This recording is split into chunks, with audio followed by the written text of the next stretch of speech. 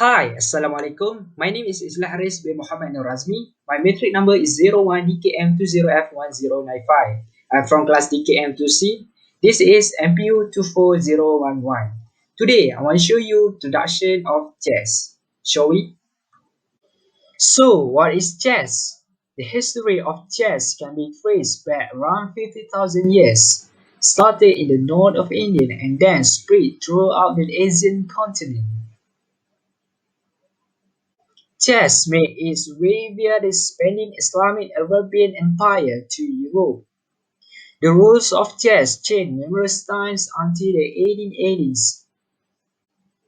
The first official World Chess Championship was hosted in 1886.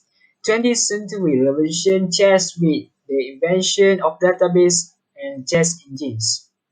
Chess has a long and storied history.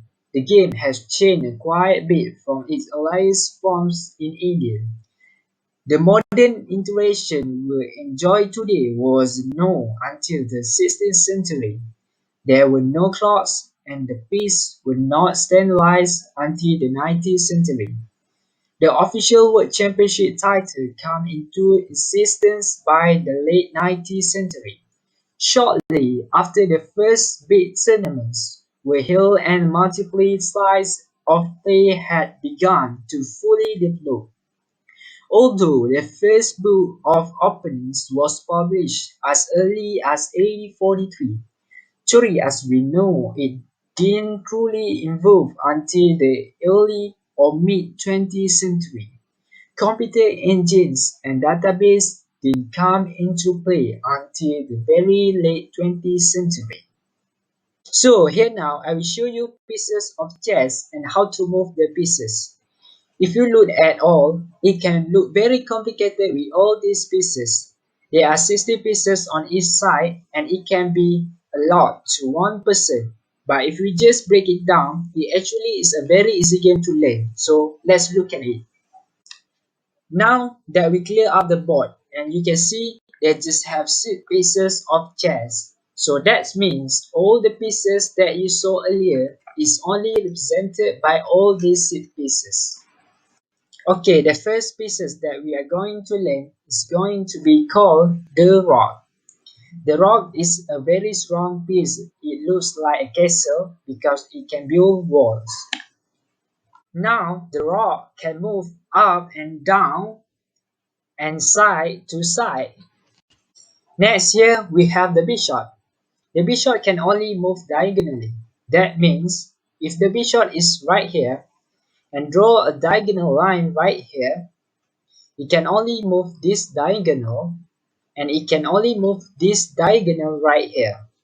Now the next piece is the most powerful piece in game. It's called the queen. The queen can move like the rook and the bishop put together.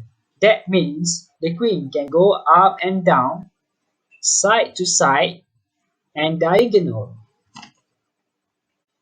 The next piece in the game is the king.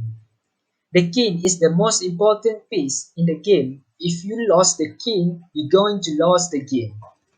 Now the king can only go up and down, side to side, and diagonal, but only one square at a time.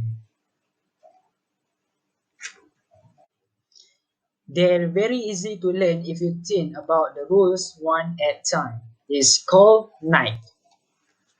Okay, now this knight can move in a shape of a capital letter L.